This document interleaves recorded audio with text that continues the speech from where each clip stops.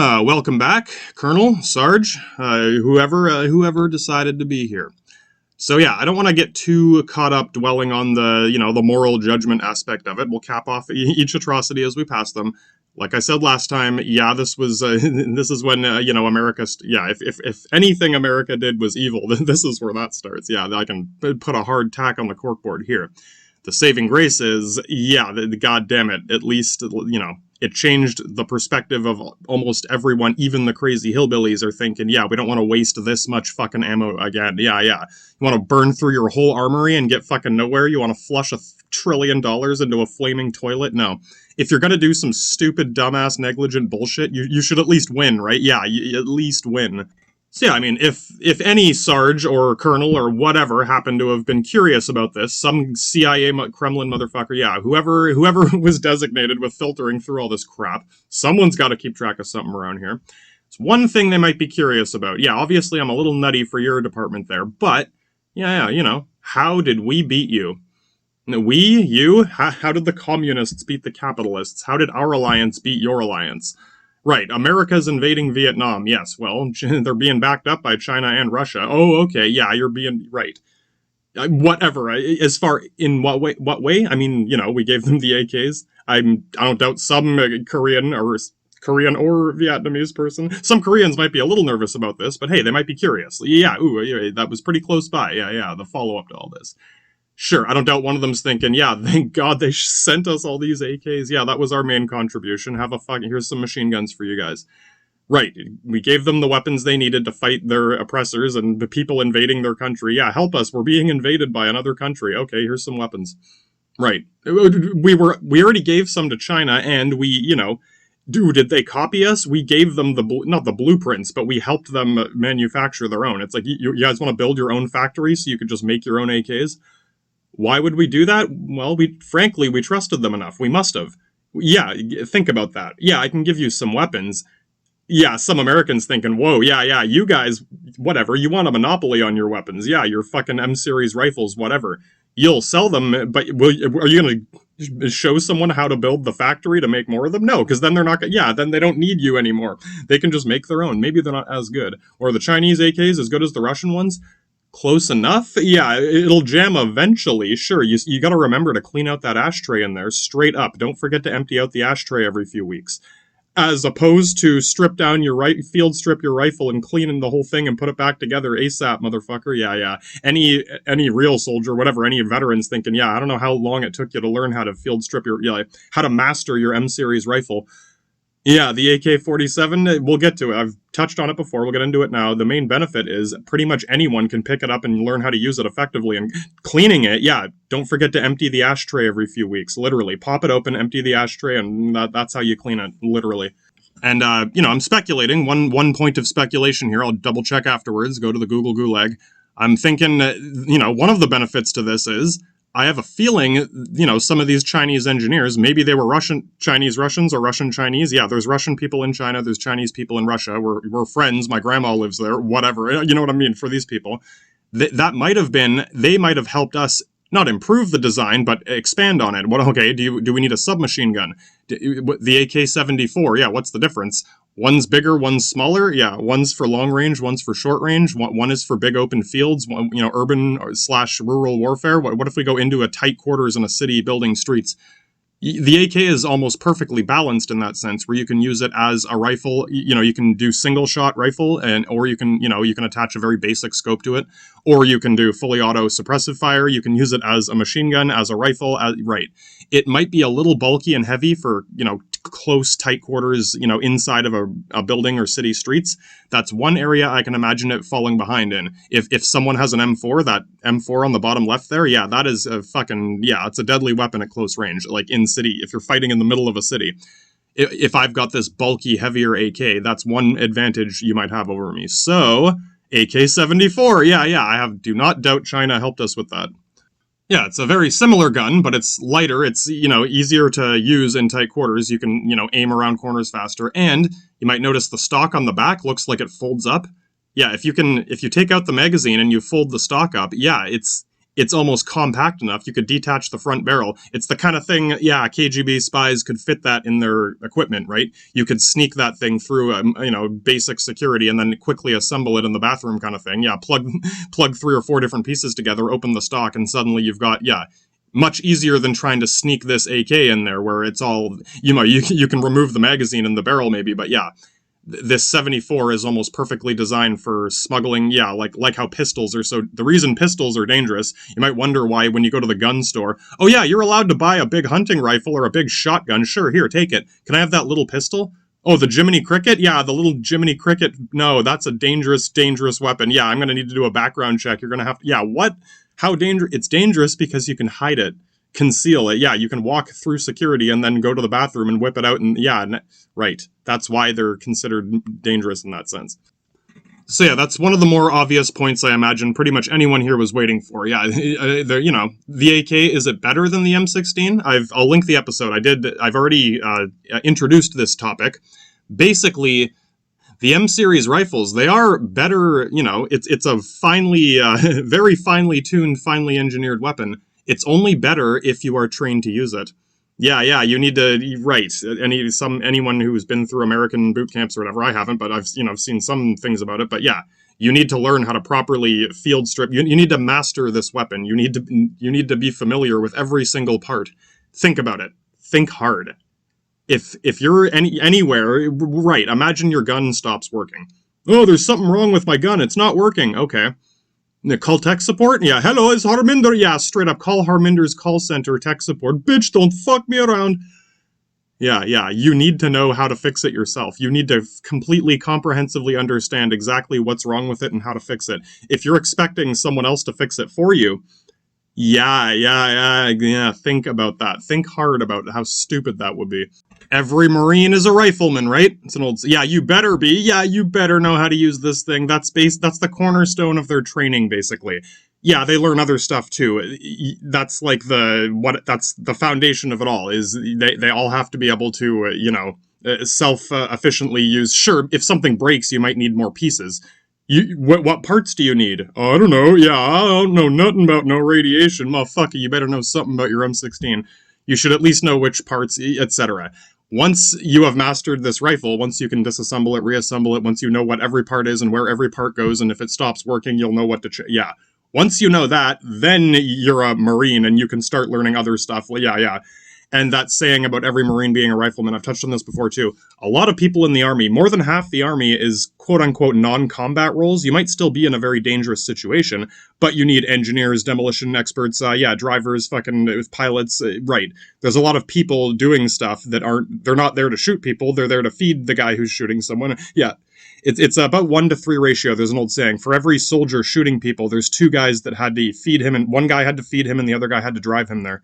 So yeah, like 2/3 of them are, if they did get cornered in a bad situation, yeah, they might have a gun to defend themselves. At that point, you're no more trained than a Viet Cong, the 10-year-old girl commanding this Viet Cong unit.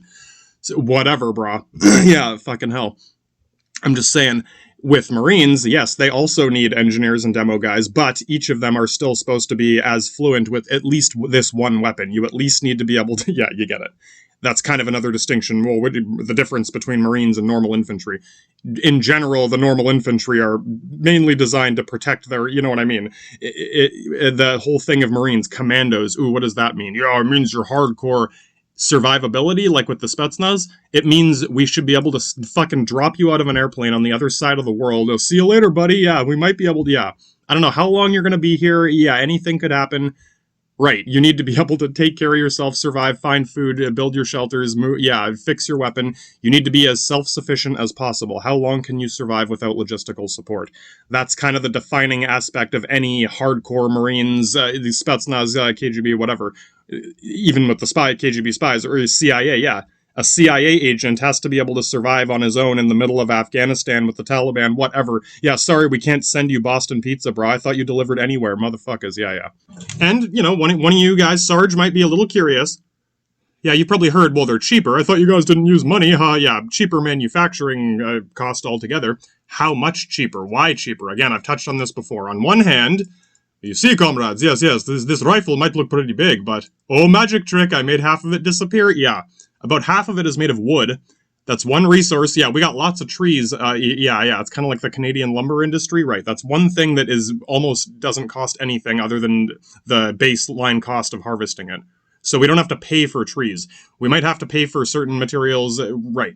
So half of the resource base cost of materials is negligible, as opposed to plastics and fiberglass and right. Those things might be reasonably cheap, but you still have to manufacture this stuff. Manufacturing a tree means, cutting a tree down or whatever, you get it. And then as for the actual manufacturing cost you might get, there are, less parts. And what that means too is basically, the investment of building the factory, basically. We can build one factory. One factory can produce all of our guns. Every soldier's gun comes from one factory, basically. There's one gun and one bullet. Oh, now there's two guns and one bullet. Yeah. As opposed to whatever, fucking 100 different guns from a bunch of different arms dealers. Yeah, I don't know how many factories you need to make all the different guns and types of ammo you guys use. Sure, you have a better arsenal. The reason it's so much more expensive is just the baseline, right, investment of building all these different factories to make all these different parts, people assembling them, testing them, right, all together after the fact, once you have produced this crate of M16s. Yeah, it took a lot of, infrastructural investment to produce that. I needed, one factory manufacturing 7 parts and 1 bullet, and a guy, some lumberjacks cutting trees down and making the wood parts.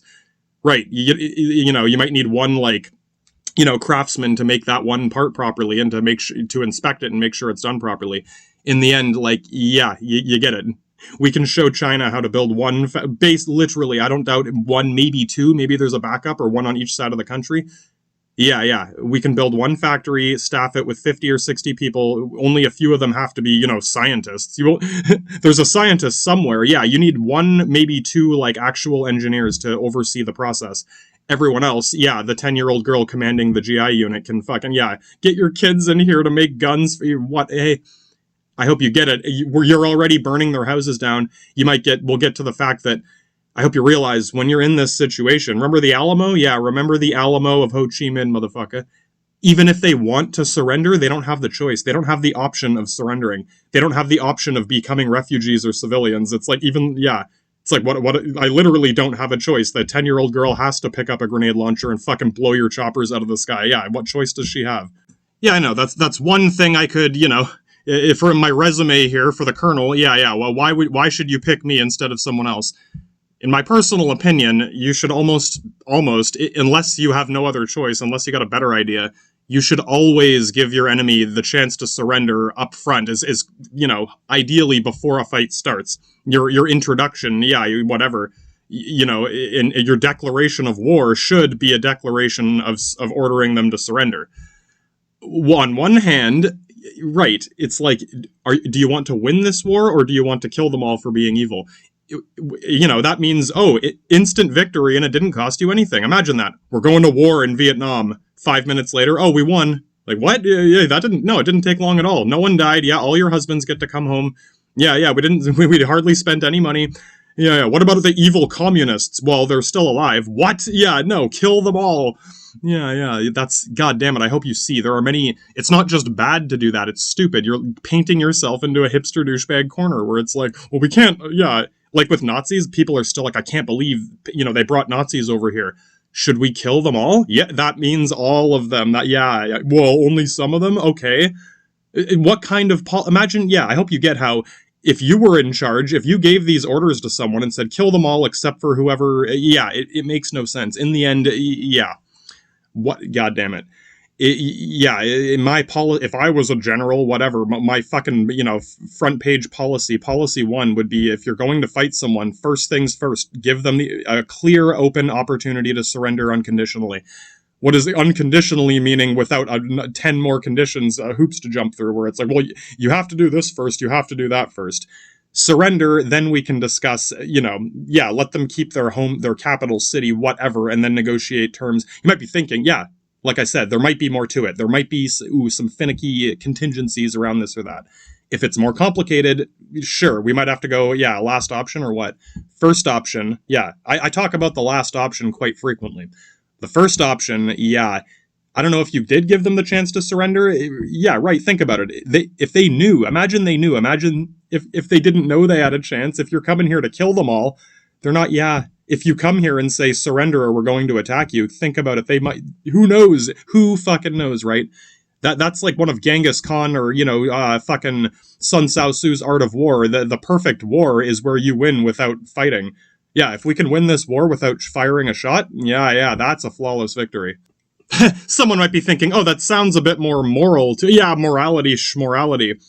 Sure, yeah, maybe I'm a nicer guy for giving you the chance to surrender first. Think about it too. It's not just the military, but the civilians or whatever. At least let them think about it. Do you want time to let your civilians evacuate?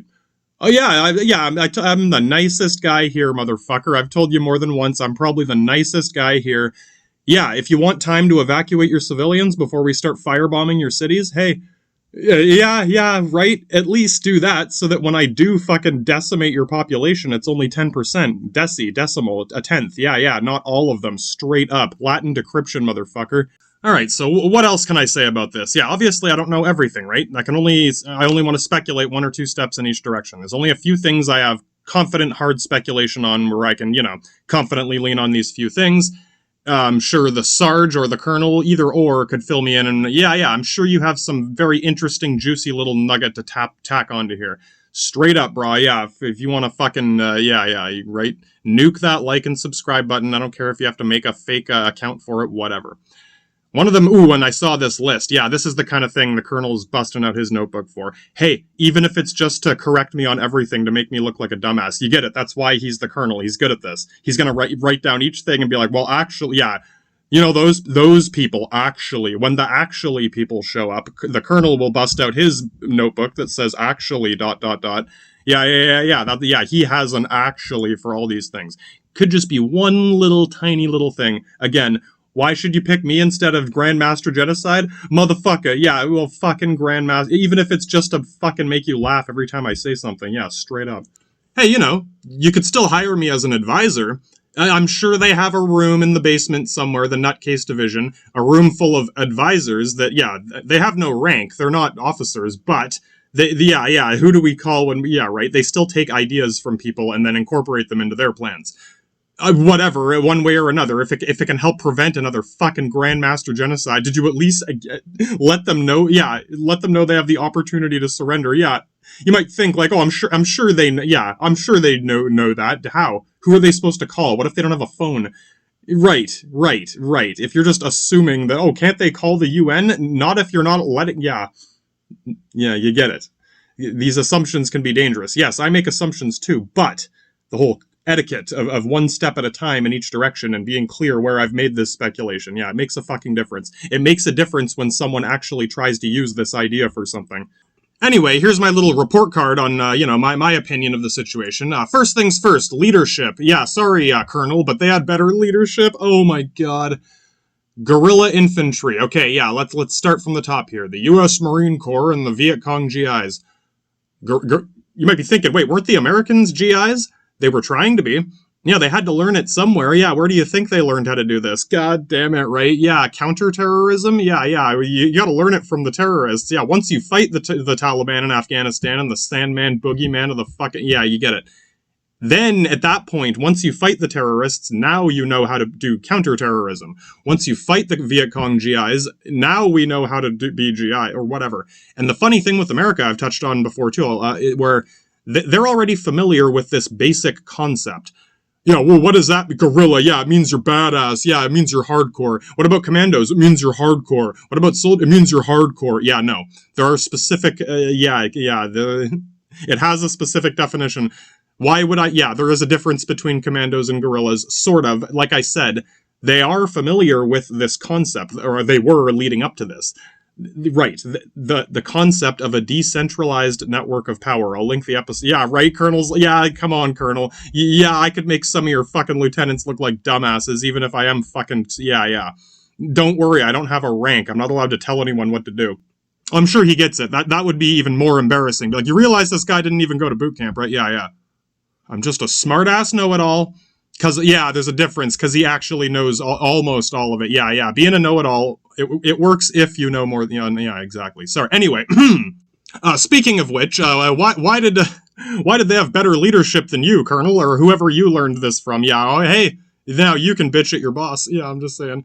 If anyone's not familiar, the colonel, the general is almost always in an office in the Pentagon somewhere, right? Generals aren't usually anywhere near the front line, for obvious reasons. Not just getting killed, but getting captured, anything.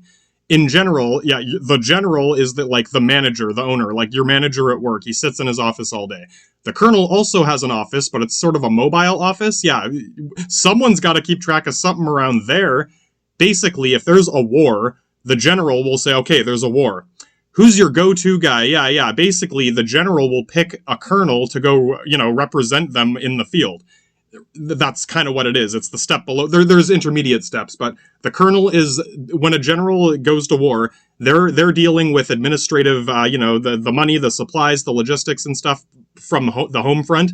And then, yeah, you pick which colonel you think is best for this. And yeah, colonel, go over there. And basically, it's the colonel does the nitpicky tactical stuff on the front line. They might still communicate, hopefully, but that's the distinction. Most generals don't do too much nitpicky tactical work on a small scale. That's the colonel's job. And the general is responsible for picking the right colonel for the job each time. Are we going to Afghanistan? Are we going to Turkmenistan? Yeah, who's your go-to guy? Which colonel is best suited for this? Yeah, so you might get it. If if me and the colonel have a conversation about this, he can take his notebook of actually ... and then take that to the general. Right. If I call a general isn't going to, yeah, you get it. God damn it. It works both ways. If I want to talk to the general, I got to talk to one of his colonels, and then the colonels are the ones that are allowed to just stroll into his office and crack open one of his bottles of liquor off the shelf and take a blunt out of his ashtray. Yeah, right. It might be very difficult for me to get a general to actually listen to me. If his colonel walks into his office, yeah, it would be much easier for me to get through to these people if I communicate through, the chain of command, indeed. Is it a chain? Is it a web? Ooh, a chain of command or a web of command? That's kind of the difference between these commandos or infantries. You've heard of the chain of command. What's a web of command? A spider web of command, indeed. I don't know how official the term is, but I mean, it very much is like a spider web. It's a literal metaphor. A chain of command, yeah, it's up and down the ladder rankings. There may be different ladders next to each other. The Marines have their own ladder next to the infantry, right? My boss, yeah, the officers work in different offices. Hopefully they still communicate with each other. Delegating to streamline everything, to make things run as smoothly and efficiently as possible, so we waste less time dicking around. With a chain of command, yeah, who's in charge? Who's at the top? You might have...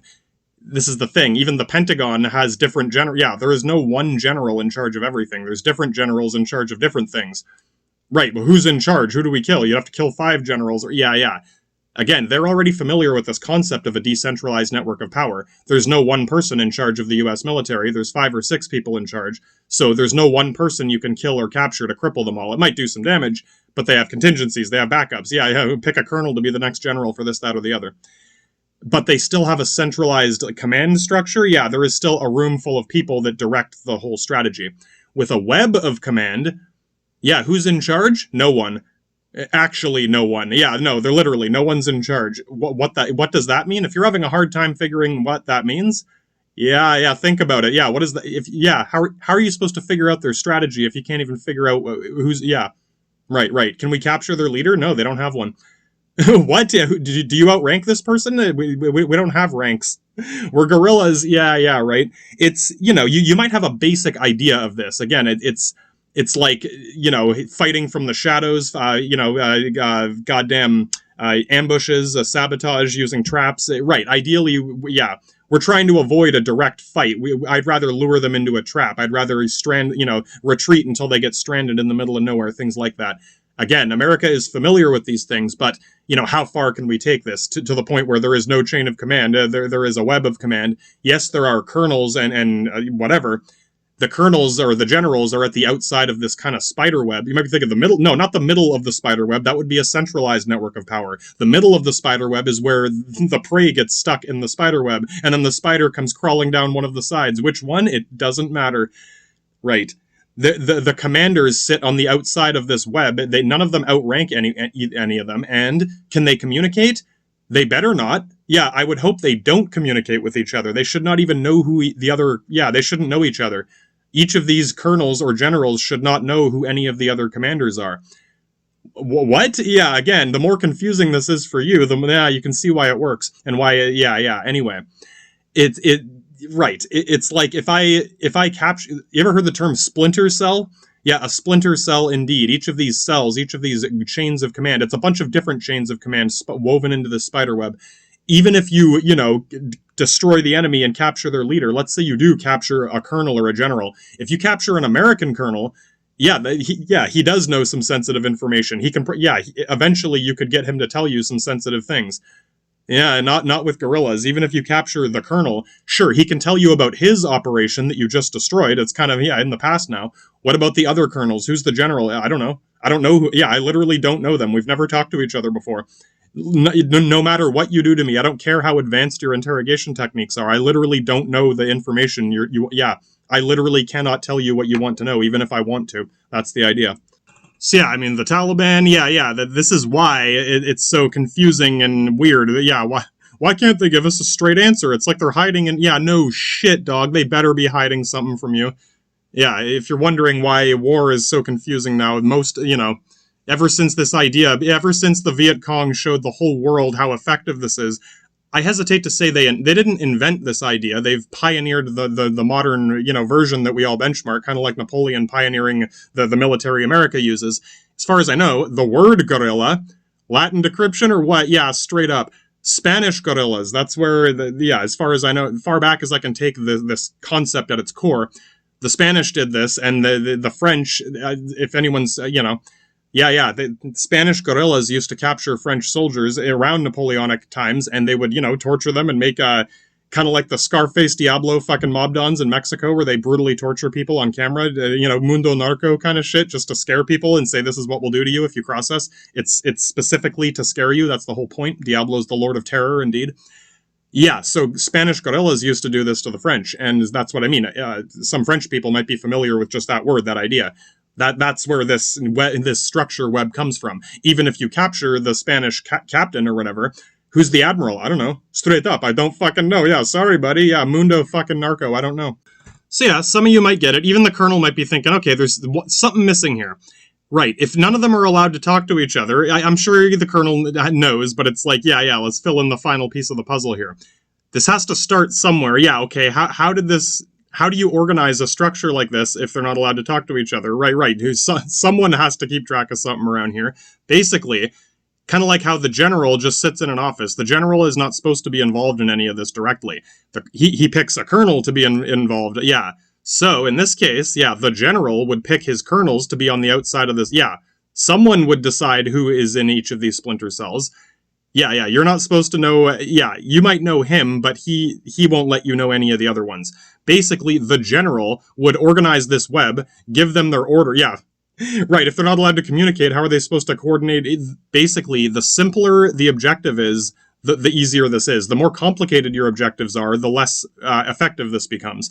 So in this case, their objective is, they don't have a choice. Yeah, think about it. I don't have to tell you your objective.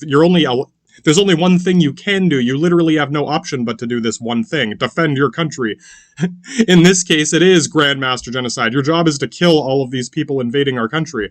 Yeah, you could say, go kill all the communists. That's horrible. Why would you say that? I can say, go kill all those Marines. Okay, good. Yeah, I hope you didn't send a bunch of kids here. Why are we using kids? Because we don't have a choice. You're in our home country. Yeah, we don't have a fucking choice. There's a reason some 10-year-old kid is in charge of all this.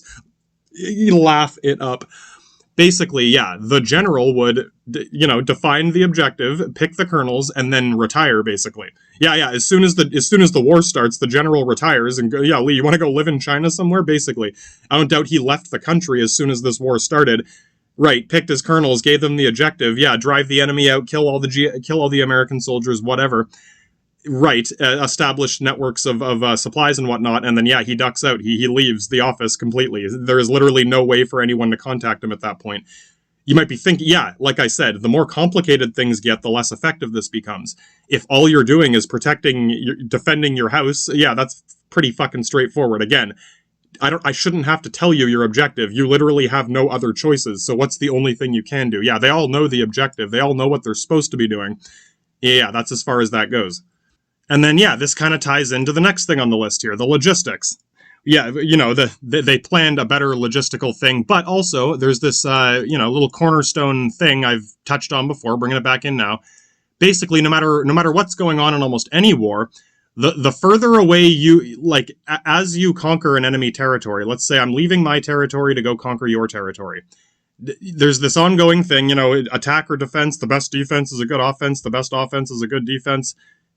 Both. It depends on the situation. Sometimes defending is easier. Sometimes attacking is easier. There's different advantages to each. If you're the attacker, you don't have to focus as much on, you don't have to worry as much about losing your base, basically. Yeah, what if someone destroys our factories?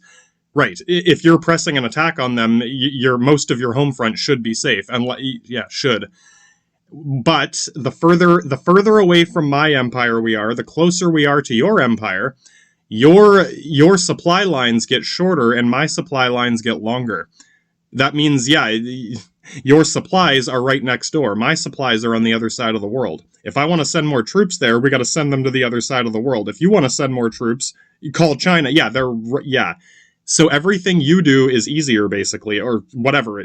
Flip it around. If you're coming to attack my country like this, my job, my logistical job is fucking easy. Yeah. We need to move supplies from here to here. Okay, but it's right there and it's right there. Moving supplies, moving troops, getting anything like that is way easier. Again, you don't even need a general to coordinate this at this point. Like, individual people can figure it out. Like, those people over there. Yeah, right. We'll get to some of the specifics here. But again, the more complicated it gets, the more you do need crazy shit going on. Yeah, if you're going to the other side of the world, you do need a more complicated network of logistics. You do need people in charge of coordinating all this shit, and the more complicated it gets, basically it's like a markup in paying for something. Everything becomes more expensive, right?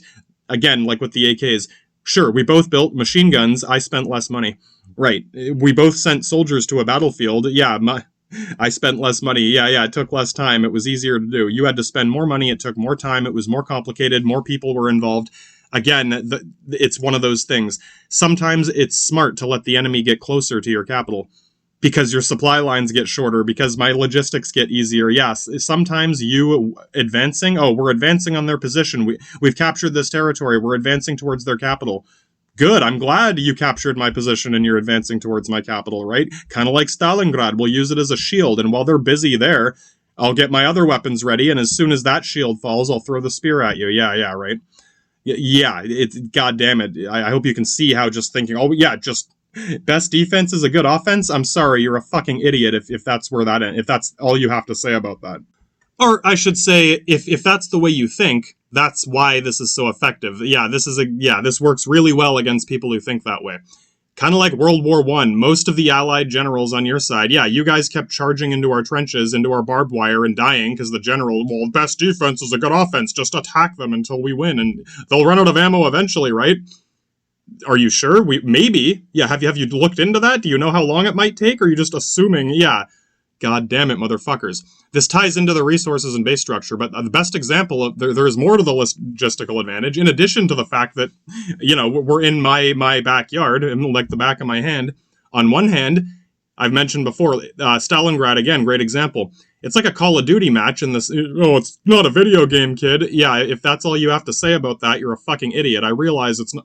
Games can have real consequences. Yeah, like a casino or playing sex games with your wife's girlfriend. Yeah, now it's not just a game, exactly. Straight up. Anyway, in addition to that, what else can we do to make it easier for us and harder for you?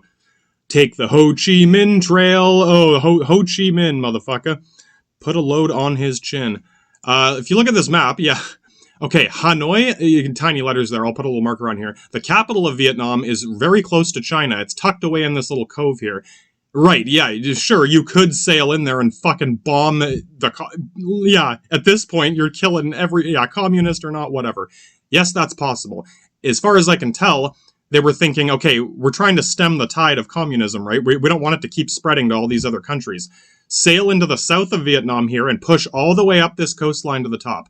Remember, if you're on a coastline, technically you have a big navy and nuclear Nimitz fucking carriers off the coast. You should have an advantage along this coastline because you can reinforce, airstrikes, supplies. You can drop supplies along the coast. Yeah, the further inland you go, the further toward China or whatever you go, the harder that's going to get, the easier it's going to get for us. Ho Chi Minh it's a city in Vietnam on the south. It's that southernmost city, basically. So between Ho Chi Minh and Hanoi, the capital at the top there, right, if you're the Americans invading, you need to start in Ho Chi Minh and go all the way, yeah, I fucking conquer the whole country, kill all the communists, whatever. What about these other countries? Well, it's a different country. Laugh it up. You guys like to use that one against us. Now I'm going to spin that round table around on you. Yeah, that's a different country. No, no, that's a different country. It's completely unrelated. No. They have a different flag. I don't care what you have to say about this. That is a different country. That means, means whatever. What if they're still working together? What if the Ho Chi Minh Trail goes through Laos? Yeah, Laotian. Think about it. They could leave Vietnam, go to Laos, or fucking these countries next to it, Cambodia, whatever. They could walk through Cambodia and then come back out on the other side. So it's like they disappeared off the map. Imagine playing a game of StarCraft, and they just walk off the edge of the map and then walk back onto the map on the other side of it. Right, you could go bomb Laotians. Yeah, at that point, you want to go from douchebag to hipster douchebag. Okay, start bombing all these other countries, too. Might be hard to explain to the UN. Wait, whoa, that's like, those are different countries. Yeah. That might be hard to explain to your own citizens because you've painted yourself into a hipster douchebag corner. Okay, we're going to fight Vietnam. Well, we're bombing Laotians. Well, that's a different country. Yeah, now you have to explain to these people what a different country is. So, as far as I can tell, the Ho Chi Minh Trail, yeah, they set up a supply line between the north and south of Vietnam that goes through these other countries, and Laos and that. Right, and it's, well hidden in that. The bottom line is, it's a different country. And yeah, even America was hesitant to, we're having a hard enough time here. If we start sending soldiers into these other countries, no. We could just start bombing them with napalm. Even along the coast, that was quite inaccurate. We were hitting our own troops. We were, most of them didn't hit anything. Yeah, your accuracy, you're lucky to commit genocide in this. Yeah, you'd be lucky to commit some random genocide against some village of kids somewhere. Right, there's basically nothing you can do to stop us from sending supplies back and forth, or more soldiers. Someone might be thinking too, well, yeah, Chinese people certainly could come to Vietnam. Could you tell if he's Chinese or Vietnamese? Can you tell the difference between the Celts and the Irishmen? Yeah, the Irish could go from South Ireland to North Ireland.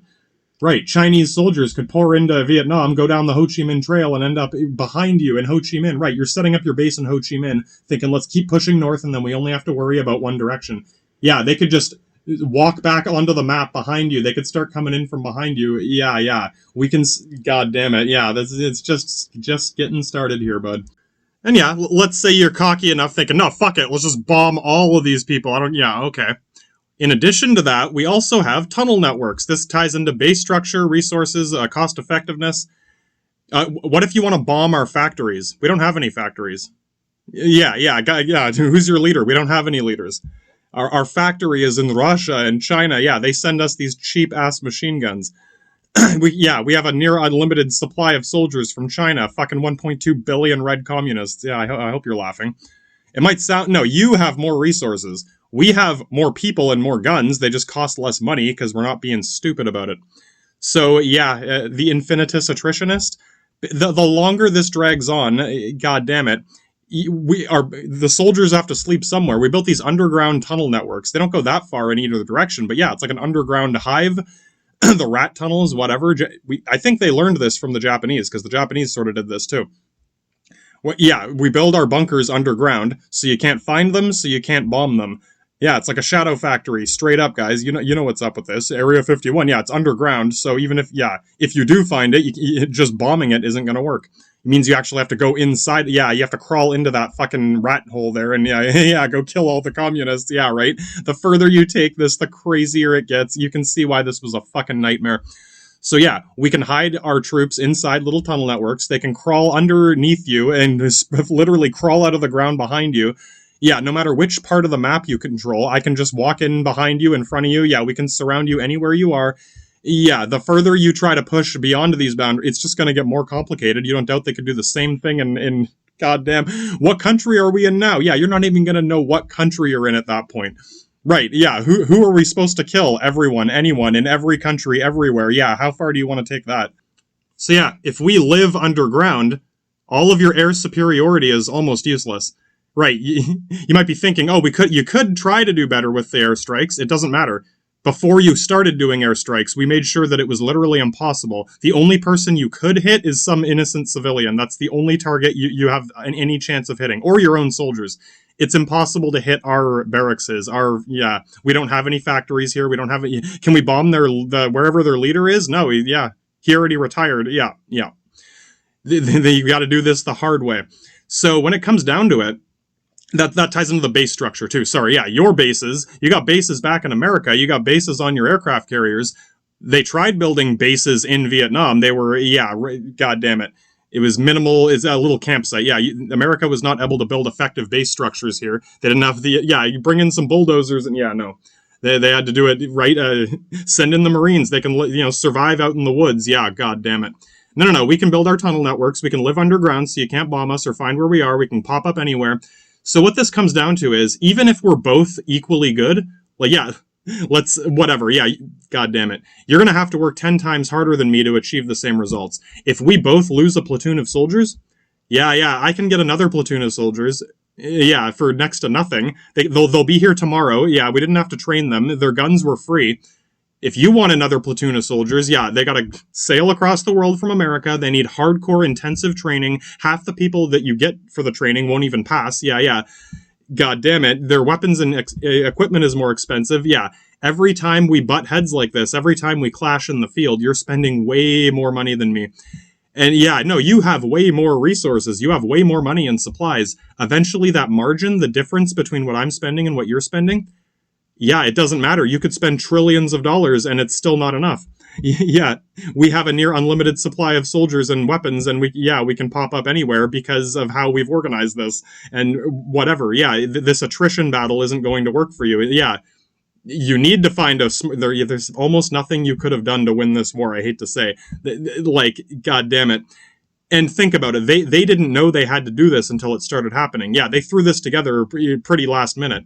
You guys had all the time in the world to plan the perfect strategy, and in the end, damn it, we countered your strategy in a way where there was almost nothing you could have done to actually achieve an actual victory. Sure, you could have killed more people. Right, almost none of them would have been the Viet Cong, the enemy units. Which ones are, god damn it.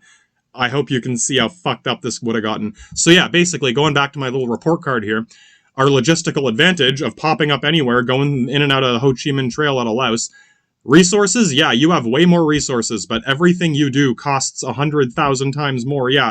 Right? If I spend $100, you have to spend $100 million. So even if you have trillions of dollars, I only need a few $1,000s to match that, whatever, relatively speaking. There aren't enough resources in the world to overcome this advantage. It's kind of like how you need an infinite amount of energy to go the speed of light. It's not impossible, it just requires an infinite amount of energy. It would have required an infinite amount of resources to match our efficient advantage here. Our base structure, we don't have bases, we live in tunnel networks underground. You have Nimitz nuclear carriers off the coast, and you still can't hit anything but your own soldiers. This is getting pretty fucking pathetic from my perspective. You guys are pretty sore losers at this point. So we don't have an air force. We don't have a navy. I mean, China has an air force. They can send airstrikes. Russia, we can give you some MiGs. You can build your own MiG fighters. China can do airstrikes. If you get too close to China there, let's just go to the capital of Vietnam. It's right next to China. If you get that close to China, you will be dealing with an air force. Oh god, it was hard enough when we didn't have an air force. It was hard enough when we didn't have a factory or when it was homeless people living in rat tunnels. That was hard enough for you to deal with. You want to deal with an actual military with an air force? And no. We don't have an air force. We don't have a navy. We have an army that has no training. This 10-year-old kid is better at this than Hulk Hogan of Commando Unit.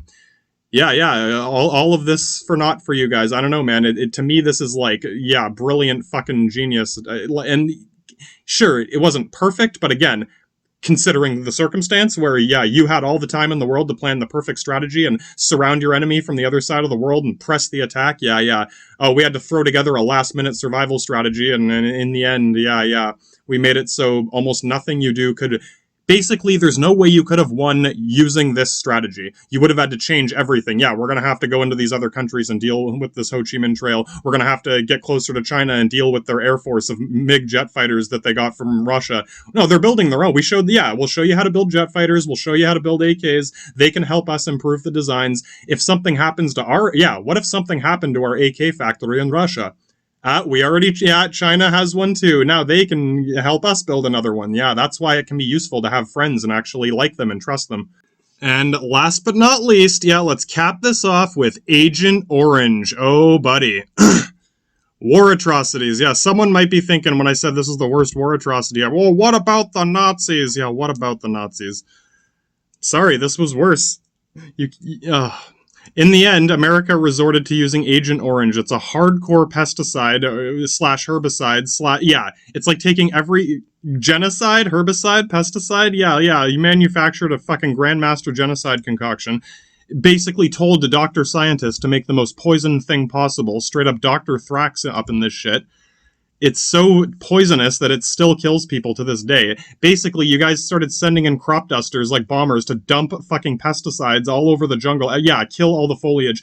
The excuse, the reasoning was, well, it should kill a lot of the foliage, the plants. And then if the trees start losing their leaves, we'll be able to see them in the jungle. Yeah, look at the bottle of the little kitchen spray in your kitchen. Fantastic. Yeah, it's poisonous. Oh no, it's a herbicide. It only kills plants. That's not it kills people too. Right. So you started it's like trying to kill cockroaches or ants, just spray chemicals everywhere. That is as far toward the definition of genocide as possible. At that point, your strategy was literally to fucking massacre every single person. Well, literally. This wasn't an accident. This was, general's orders, motherfucker. Well, we just got drafted. Okay. If your excuse is that your country can make you kill anyone in the world and there's nothing you can do about it, can you see why we desperately need to destroy your country if there's nothing you can do to help us stop it? How far do you want to take that? Right? God damn it. At this point, go ask the fucking hillbilly who said it was a waste of ammo. Yeah, straight up waste of ammo, motherfucker. Let's start with that. I like that. Straight up waste of ammo. There's literally not enough bullets. Yeah, you need more bullets. Or when Arnold took the fucking bullet, 9mm bullets. Yeah, laugh it up, buddy. There are not enough bullets in the world. So in the end, America tried to fucking poison the entire country. Literally just gas them all to death with poison. It didn't work, but to this day, it's soaked into the soil everywhere. People still die from weird cancerous mutations from it and shit. To this day, they still suffer from it. And pretty much the only people that killed were civilians. The soldiers hid underground or whatever. Yeah, you might be thinking, did we force? No, we did not force kids to fight for us. We allowed them to. Yeah, you're allowed to run away. Where are they going to go? Yeah, there's no Ronald McDonald House for orphan children. You can go live in China somewhere, whatever. You're allowed to run away or you're allowed to help us if you want to. Yeah, you don't doubt a lot of kids were pissed after they watched you fucking rape their mom and kill their dad. And now this kid wants to kill you. What an evil communist. No, you guys were fucking evil for poisoning the entire country. It's still suffering from it today. So if you want to bitch about Nazis being evil, I'm sorry, you're a fucking retarded goof if that's what you think.